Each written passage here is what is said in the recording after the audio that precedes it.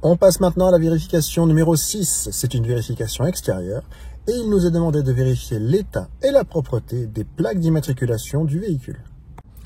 On coupe le moteur, on descend de voiture et bien sûr quand on descend de voiture, on utilise la main opposée pour ouvrir la portière. C'est toujours bien vu. On surveille bien le rétro, l'angle mort et on descend. Et on va donc s'intéresser à nos plaques d'immatriculation qui, dans le cas présent, sont relativement propres. Comme vous voyez, la voiture n'est pas nickel, hein, c'est la mauvaise saison. Mais on voit que la plaque, elle est correctement fixée, elle est en bon état et elle est parfaitement lisible.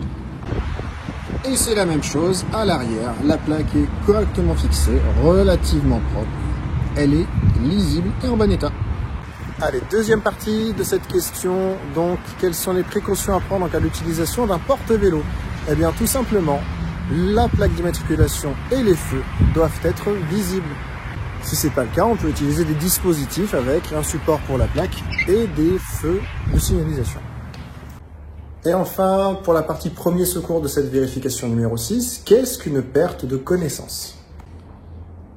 C'est quand la victime ne répond pas, ne réagit pas, mais qu'elle respire.